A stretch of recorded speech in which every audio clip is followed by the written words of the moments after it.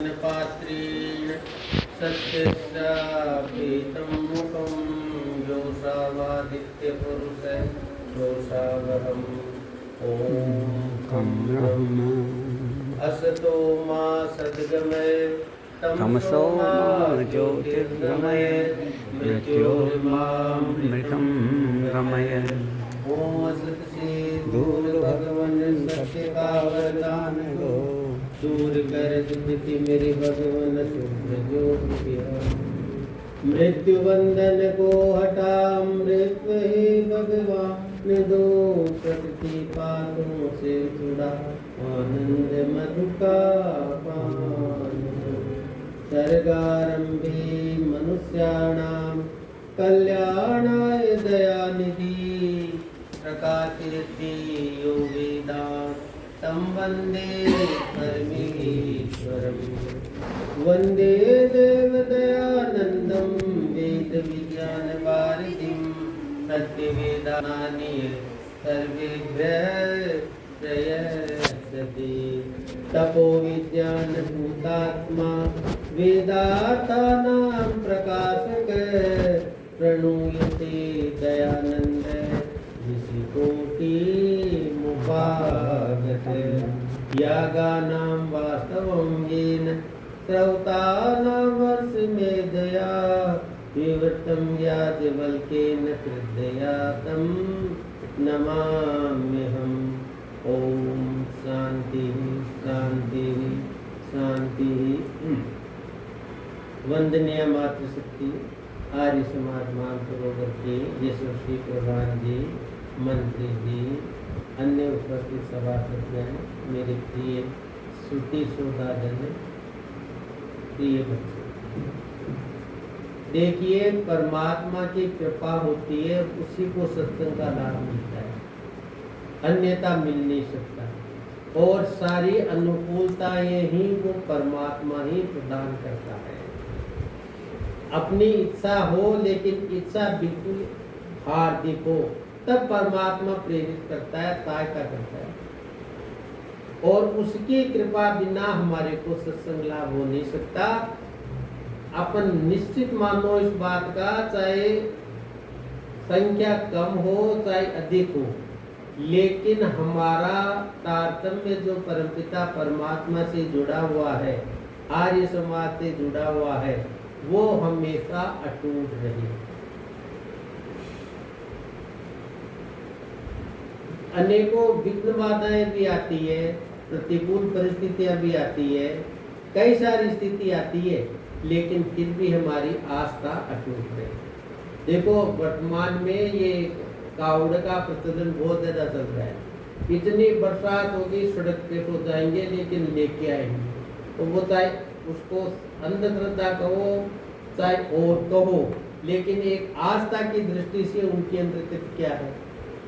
अगर ये आस्था उनकी सद्प्रवृत्ति की तरफ हो जाए, तब देखो कितना कल्याण होगा। उनका भी कल्याण हो जाए और हमारे समाज का भी कल्याण हो जाए। लेकिन वो सद्वृत्ति से जुड़े कैसे? सद्वृत्ति से जुड़ने का तंतु तो एक है, और अन्य जगह जुड़ने के कई सारे तंतु हैं, जो कई उनको भटका देते हैं। अब आज एकादशी है, आप मंदिरों में जाके देख लो, चाहे हमारी माताएं बहनें किसी भी प्रकार से आओ, लेकिन आएंगी जरूर, आस्था जुड़ी हुई है, ठीक है। अब उस स्थिति के अंदर अगर ये वो वाली आस्था अगर परमपिता परमात्मा में जुड़ती है, तो हमारा एकादशी का व्रत भी सार्थक होता है, और हमारा जो प्रयास है परमपिता परमात्मा की तरफ गति करने का, वो भी हमारा सार्थक होता है। तो हम परमात्मा से ये कृपा करते हैं, हे प्रभु हमारे मन में उत्साह हो, हमारे मन के अंतर्गत प्रेरणा हो, हमारे मन के अंतर्गत जिज्ञासा हो, किसकी? आपके दर्शन। अब श्रावण महीना है, श्रावण महीने को जोड़ा किससे? श्रावण महीना कौन सा होता है? जिस माह में पूर्णिमा श्रवण नक्षत्र की होती है, उस महीने का नाम श्रावण मास का है। हमारे यहाँ एक तो होता है अमावस्यांत महीना, एक होता है पूर्णिमा। गुजरात उधर की तरफ चलता है अमावस्या और इधर की चलता है अपना पूर्णांत। तो पूर्णिमा अगर श्रवण नक्षत्र में है या आसपास है, क्योंकि बार अधिक मास आ गया था तो कुछ 1-2 दिन का फर्क पड़ जाए, लेकिन नक्षत्र ये आता है पूर्णिमा का श्रवण नक्षत्र, तो उसको हम कहते हैं श्रावण मास आ गया। अब श्रावण में शब्द देखो, एक तो शब्द है श्रवण। श्रावण में क्या करें? श्रवण करें। तो किसका श्रवण करें? कि श्रुति का श्रवण करो। श्रुति क्या है? वेद ज्ञान। परंपरा कहाँ से चली? आदि ऋषियों से। परम पिता परमात्मा से चारों ऋषियों ने वेद ज्ञान प्राप्त किया, ब्रह्मा को दिया, और ब्रह्मा ने आगे श्रुति परंपरा के अंतर्गत आगे प्रसारित किया। वेद ज्ञान को पहले श्रुति परंपरा से सुनकर ही रखते थे याद, और सुनकर ही आगे बढ़ाते थे। और श्रुति परंपरा आप देख लो, इतने 1 अरब 96 करोड़ करीब 2 अरब वर्ष होने को आए, लेकिन अभी तक श्रुति परंपरा जीवित है। अपन दक्षिण के अंदर चले जाए तो वहां पर श्रुति का गान करने वाले हमारे को विद्वान पंडित मिल जाएंगे। उस श्रुति परंपरा से ही दयानंद जी महाराज ने न तस्य प्रतिमा अस्ति, इसको सिद्ध किया था। न तस्य प्रतिमा अस्ति नहीं है ये है न तस्य प्रतिमा अस्ति। उस परमपिता परमात्मा की कोई प्रतिमा या प्रतिमूर्ति नहीं है। हमारे पहले तो ये करते थे, इसमें तो ये लिखा हुआ न तस्य प्रतिमा अस्ति, यानी प्रतिमा के सामने नतमस्तक हो जाओ, ये कहते थे। क्या नहीं, ये अशुद्ध है, ये शुद्ध है। कैसे पता पड़ा? घन पाठ करवाया, जटा पाठ, घन पाठ, ये 11 तरह के पाठ है। तो इन पाठों से स्पष्ट रूप से सामने आ गया। जैसे हमारी माताएं बहनें गेहूं के अंदर कंकर निकाल लेती है फटक के, उसी प्रकार से अशुद्धियां निकल जाती है इन पाठों से। तो अर्थ वास्तव में क्या शुद्ध है क्या नहीं है, इसलिए हमारा वेद सुरक्षित है। अन्यथा वेद के भाषार्थ तो कई जगह गलत है, और इस प्रकार के गलत हो गए, उनसे हमारी आस्था ही उठ गई, या हो गया। इसलिए इस बात को हमेशा ध्यान में रखे, सावधान रहे। जो भाष्य ऋषि दयानंद जी महाराज के हैं या उसी परंपरा के हैं, उसी के अंतर्गत हम विश्वास करें तो हमारा कल्याण है, हम भटकेंगे नहीं। अन्यथा भटकने का चांस बहुत ज्यादा रहता है इसमें। अब आप ये देखो, अब श्रुति परंपरा है, लेकिन कहीं भी श्रुति का स्वर दिखाई देता है क्या? केवल मंदिर हर हर बम बम, हर हर बम बम। उनको पूछो भाई ये बम बम का क्या है, क्या है ये? लेकिन न तो कोई पूछने वाला है न बताने वाला, बस हो गया, चल रहा है। अब उसमें आप देखते हो कि उसमें कावड़ यात्रा में, या मतलब यूट्यूब पे देखता हूँ, कई तरह के हैं, श्रद्धालु भी है, अंधश्रद्धालु भी है, उत्पादी भी है, सब तरह के हैं, उसके अंदर ले चल रहे हैं। लेकिन इससे आप देखो श्रम का कितना दुरुपयोग हो रहा है, और समय का कितना दुरुपयोग होता है। और कावड़ का अर्थ क्या? वो कहते हैं कि कावड़ लाते हैं हरिद्वार से, कावड़ लाके जयपुर लाएंगे तो यहाँ के शिवालय में चढ़ाएंगे, या गलता से कावड़ ले जाएंगे तो जहाँ ले जाएंगे वहाँ जाके उसका जल ऐसे अभिषेक करेंगे, जलाभिषेक करेंगे। अब उनको पूछो भाई पहले तो जलाभिषेक का मतलब समझ लो क्या है, कावड़ का मतलब समझ लो क्या है, तो तुम्हारे समझ में आएगा कि जलाभिषेक क्या है, क्या कावड़ है। कावड़ का मतलब वो होता है पुरुषार्थ, और पुरुषार्थ करे किसके?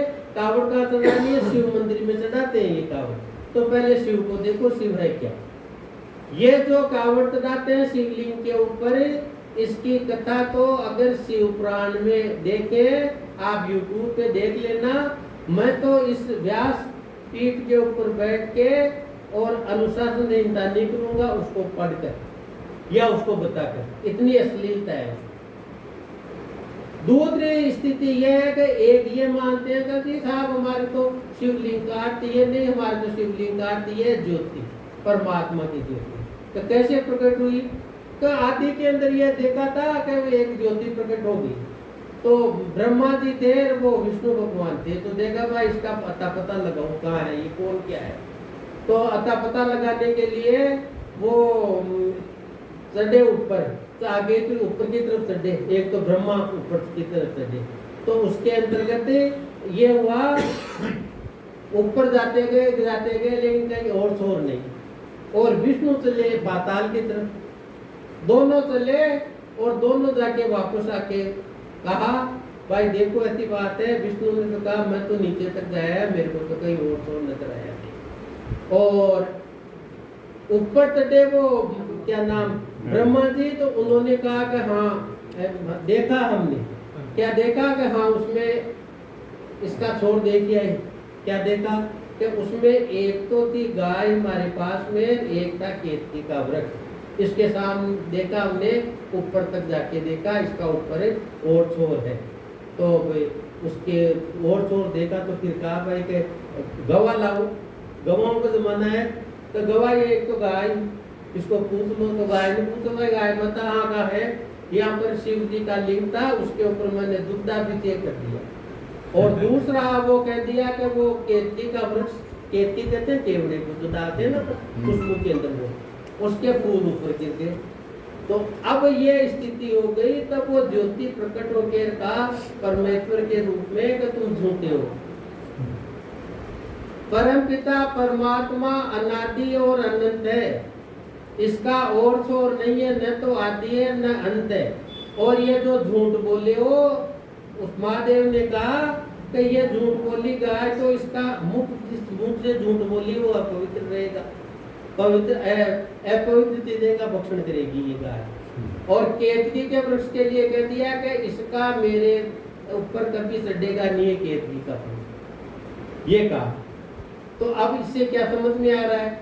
इसमें ये समझ में आ रहा है, एक तो झूठ नहीं बोले कभी भी, पहली चीज तो ये है।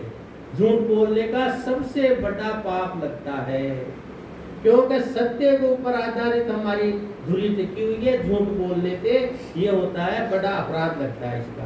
दूसरी चीज ये है कि ये फालतू का जो अपन करते हैं ना मंदिरों में जाके तदाना करना, ये भी निषेध है।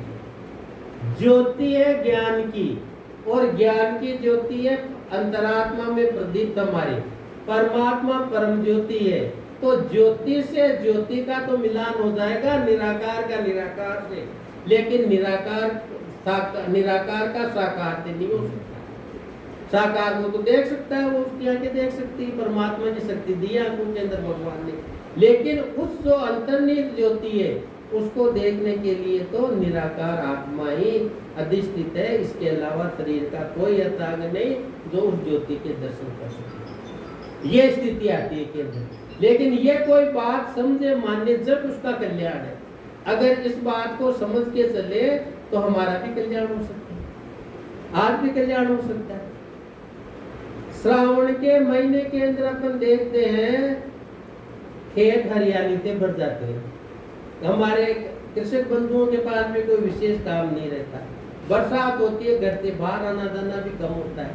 हमारे सन्यासी लोग जो होते हैं, परिव्राजक जिनको कहते हैं, वो भी ज्यादा बरसात होती है तो देख के रुक जाते थे, अब मार्ग तो हट गए, चलेंगे कैसे, कहीं बाढ़ है कहीं क्या है, तो वो वहाँ रुकते थे, वहाँ रुक के और श्रुति की वर्षा करते थे, वेद प्रवचनों की वर्षा करते थे। जिस गांव में भी रुक जाते थे वहाँ इकट्ठा करके ग्रामीणों को, भाइयों को, और वो क्या करते थे, वेद प्रवचन की वर्षा करते थे। और उस वेद प्रवचन से लाभान्वित होते थे सारे जन। इसलिए इसका महात्म्य बताया श्रावण मास का, कि श्रावण मास में कोई श्रुति श्रवण करता है तो उसका कल्याण होता है। तो का कल्याण कैसे होता है? कि दो तरह से होता है कल्याण। एक तो एक जो जितनी भी है वस्तुएं वो सारी उसको प्राप्त हो जाती है। लौकिक सुख सामग्री है सुखों की, वो सारी उसको प्राप्त हो जाती है। दूसरा पारलौकिक जो है आनंद मोक्ष का, वो भी उसको प्राप्त हो जाता है। लेकिन उसके लिए शर्त यह है, एक तो जो कर्म करे उसके अंतर्गत इच्छा नहीं रखे, निष्काम कर्म करे, और दूसरा 5 क्लेशों को दग्ध बीज कर दे सुनकर, अगर इतनी वो योग्यता धारण कर लेता है तो मोक्ष मार्ग का गामी हो सकता है। इतनी विशेषता इसके अंतर्गत ऋषियों ने बताई।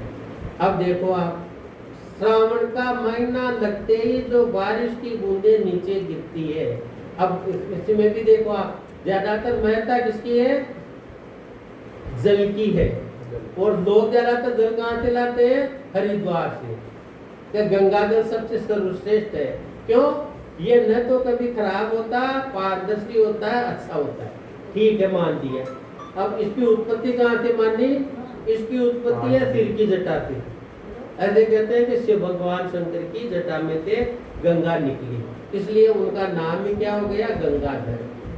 शिव जी का एक नाम है गंगाधर। जटा के अंदर वो उसको धारित रखते हैं गंगा को, और जटा को सारी को नहीं खोला, थोड़ी खोला, उसमें ही इतनी ज्यादा आ गई ये प्रवाह गंगा का। दूसरा बार ये भी कहते हैं दूसरे हमारे वैष्णव संप्रदाय के कि ये विष्णुपदी है। शंकर की तो जटा से निकली है, विष्णु के पैर से निकली है, देखो आप, इसलिए इसको विष्णुपदी का है। तीसरी मान्यता यह है कि भागीरथ ने तपस्या की घोर, जो उसके वो उनकी मुक्ति नहीं हो रही थी, उसके जितने भी पूर्वज पितर थे, तो उनको कहा कि भाई तू ये भगवान से प्रार्थना करे, गंगा का प्रवाह होगा तब मुक्ति होगी। तो देखो वो सारी गंगा उधर हरिद्वार से जाके और वहां जाके कहा गिरती है गंगा सागर में, और वह गंगा सागर में आश्रम में कपिलमुनि। अब देखो कैसी बढ़िया युक्ति बनती है अगर अपन इसको थोड़ा समझ से देखें।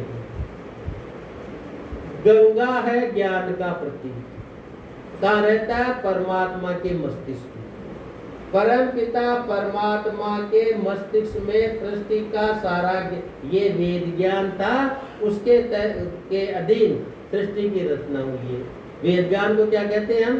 वह ज्ञान जिसके अधीन सृष्टि की रचना होती है उसका नाम है वेद ज्ञान, और उस वेद ज्ञान का ज्ञाता ही विद्वान कहलाता है, विद्यावान कहलाता है। वेद ज्ञान के अतिरिक्त विषयों का ज्ञाता विद्वता की श्रेणी में नहीं आता। मान तो वो अन्य विषय का तो विद्वान हो जाएगा, लेकिन कल्याणकारी वाणी वेद का ज्ञाता होगा, वो ही परम कल्याण करेगा, नहीं तो अधूरा रहेगा। ये कहा।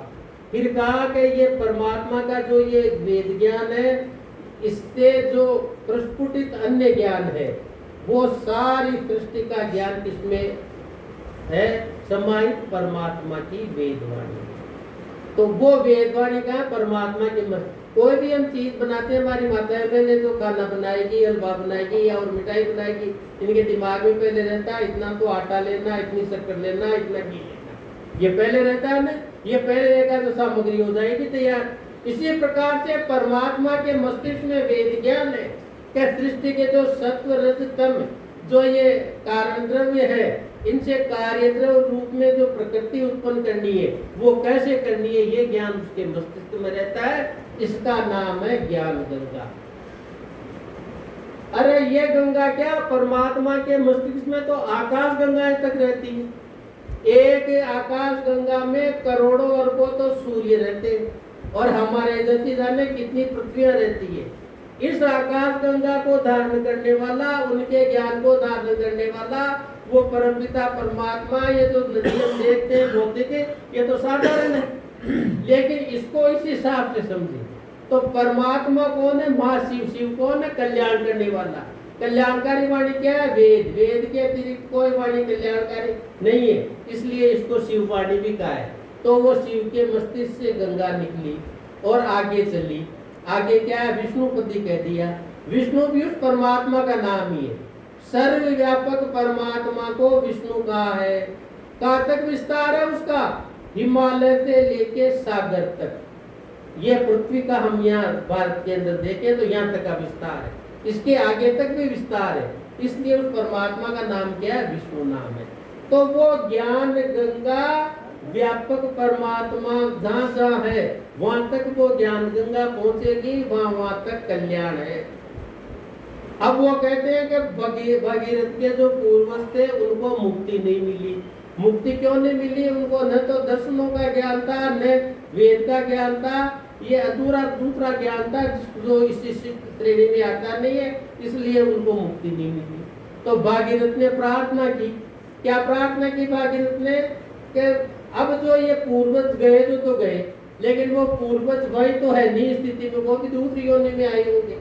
मनुष्य भी बनते हैं, अपन भी मोक्ष से वापस मनुष्य शरीर में आए, तो ऐसी योनि में आए हैं, जाने कितने वर्षों के देर अब आए। अब जिस योनि में है, अगर वेद ज्ञान को प्रवाहित कर दिया जाए सब जगह, तो जिस भी मनुष्य योनि में जिस जगह वो है उस जगह तो उनकी मुक्ति हो सकती है। ये है इसका। तो वो कहते हैं कि उनके वो डेयरियां पड़ी थी शमशान के अंदर, उसकी करी हुई राख की डेयरियां हो जाती है ना, अब जाने कितने करोड़ों लाखों वर्षों की डेयरियां कब रहेगी, उड़ूडा की मिट्टी में हो गई, सन गई वो तो। लेकिन उसके ऊपर से गंगा का प्रभाव हो गया, क्या जिसकी हड्डियां तो जो थी डेयरियां वो तो प्रकृति की थी, प्रकृति में चली गई, लेकिन उन हड्डियां जब जीवित अवस्था में थे वो, तब उनके शरीर में शरीर रूप में थी वो, तो उनकी जो आत्मा इस शरीर के साथ संयुक्त थी वो निकल के अपने कर्मफल के अनुसार दूसरी जगह ईश्वर की व्यवस्था में चली गई। अब वहां जिस अवस्था में है, अगर मान लो किसी भी प्रयास से उन्होंने वेद ज्ञान सुन लिया हो अज्ञान में ज्ञान में, तो ये कल्याणकारी होगा, और कल्याणकारी होके और फिर उनको कहाँ ले जाएगा, फिर गंगा कहाँ ले जाती है, गंगा सागर में। परमात्मा ज्ञान सागर है, सर्वज्ञ है, सब कुछ जानने वाला है, उसके वहां वो ले जाएगी। ये किस, और वहां मंदिर किसका, कपिल ऋषि का। कपिल ऋषि कौन थे, सांख्य दर्शन के प्रणेता। उन्होंने क्या बताया, शरीर की स्थिति बता दी कि 25 तत्वों का है, कपिल ऋषि ने कह दिया। और योग के पतंजलि ऋषि ने प्रैक्टिकली करके बता दिया कि ये अष्टांग योग कर लो, इससे ये सारी मुक्ति का साधन तैयार हो जाएगा। और परमपिता जो उसमें कहते हैं करुणा के सागर, अपन कहते हैं तुम हो करुणा के सागर, कौन है करुणा के सागर, परमपिता परमात्मा। तो इस ज्ञान गंगा को प्राप्त करके करुणा सागर के हृदय में स्थान प्राप्त कर लेंगे, ये अर्थ है इसका गंगा का, और वहां तक ले जाने का। और कावड़ लेने का अर्थ ये ज्ञान को धारित करना है, और धारित करके आगे प्रवाहित करना है, क्योंकि विष्णु व्यापक है ना।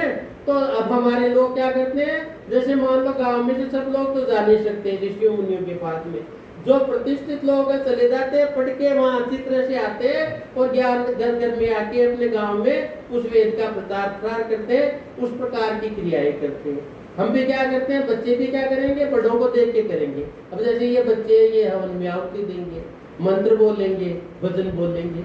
और अभी मैं इधर से आया तो एक बच्ची कॉलेज स्टूडेंट थी, शायद लोटा लेके सूरज के अर्घ दे रही थी। अब इसमें न तो सूरज दिख रहा, ऊपर से पानी पड़ रहा, लोटे की जल की कहाँ हो सकता है, लेकिन इनकी न तो उतनी सूझ न इतना ज्ञान, अभी वास्तविकता यही देख तो आए देंगे। तो ये जो स्थिति अगर आएगी हमारी, तब हमारा सार्थक होता है कावड़ डाल लाके वहां का जल वहां डाल दिया।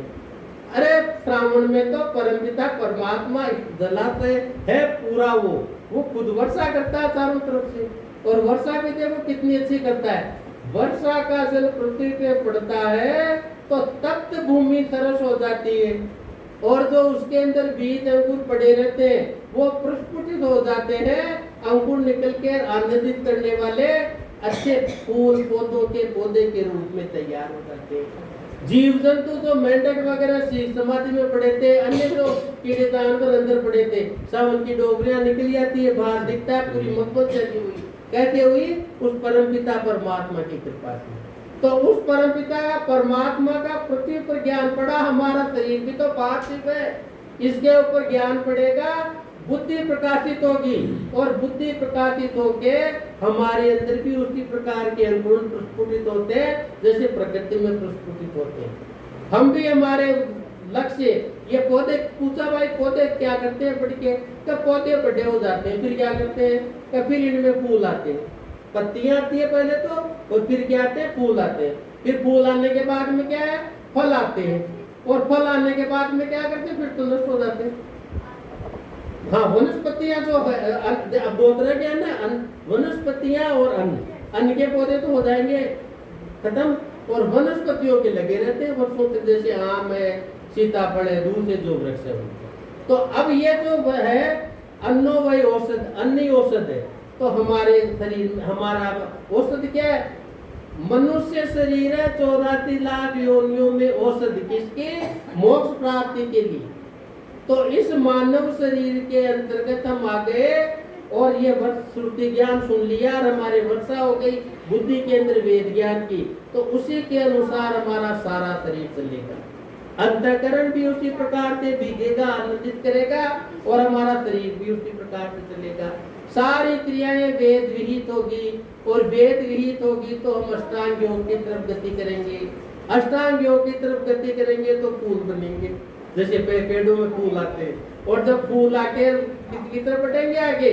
वो बढ़ेंगे फल की तरफ। तो मोक्ष उसमें समाधि का आनंद लेंगे पहले, समाधि के आनंद लेने के बाद में मोक्ष की तरफ गति होके, और पुरुषार्थ मनुष्य जीवन का फल क्या है? मोक्ष की प्राप्ति। ये ऋषियों ने बताया है। तो इस प्रकार से हमारी को मोक्ष की प्राप्ति हो सकती है। ये हमारे श्रावण का विशेष महत्व है। हमारे वंशोमार के लिए हमारी माताएं बहनें जाती है, जंगल में जाके खाना ले जाती है, खाती है। अब ये इनकी ये जान, बरसात ऋतु में तो हम ये कहते हैं भाई घर के अंदर ही रहो, कीट पतंगे ज्यादा उड़ते हैं, खाते को खाने के। मैंने तो देखा है, आप जाके देख लो, ये बागरा पास में ले जाके अखबार और पूड़ी रख लो, 5-10 मिनट में चींटियां जाएगी चारों तरफ से खाने मिलेगी, उसको बाद में क्या पड़ा। तो हमारे तो यहाँ पर ये व्यवस्था है भाई, ऐसी बरसात ऋतु में सावधान रहो, कीट पतंगों से सावधान रहो, दूसरे रोगाणुओं से सावधान रहो, शरीर की सुरक्षा करो। और वन के अंदर जाओ तो वन की सौंदर्यता को निरखो कि किस प्रकार से परमात्मा की गति है। अभी ये कह रहे थे ना, भजन में भी कह रहे थे, कैसे किस प्रकार से परमात्मा क्रिया कर रहा है, आगे बढ़ा रहा है, गति दे रहा है सबको। तो ये जो चीजें अगर हम देखते हैं तो हमारे उल्लास भी होता है। अब अक्षय जल राशि देखते हैं जड़ होते गिरती हुई, तो हमारे को बड़ा आश्चर्य होता है। घरता में जाके देखिए, पहाड़ में कहीं कुआं नहीं, पहाड़ में से जल निकल रहा, झरने निकल रहे, ऐसे ही वहाँ हिमालय में निकल रहे। तो उनको देख के हम उद्वेलित होते हैं ना, बड़े बहुत अच्छा लगता है कि देखो परमात्मा की लीला कैसे आया। जल तो ऊपर से नीचे की तरफ गति करता है, लेकिन वो पहाड़ों में कैसे पहुंच गया, नीचे कैसे आ गया? ये परमात्मा की कृपा। आगे की तरफ देखो, जल जाकर कहाँ इकट्ठा हो रहा? समुद्र में इकट्ठा हो रहा, उसका आर पार ही नहीं। जो गंगा मीठी थी, पवित्र थी, सब कुछ थी, वहां जा जाकर अंत के अंदर समुद्र में मिलते ही खारी हो जाती है, नहाने योग्य भी नहीं है। अगर वेद ज्ञान के पवित्रता में दूसरी अपवित्रता आ गई तो यही हाल होगा, और यही होता है। पवित्र वेद ज्ञान के अंतर्गत मिलावट करती, प्रक्षिप्त करती है उनको, मंत्रों को, अर्थ को, और उनको लेकर फिर विभिन्न प्रकार की बातें होती हैं।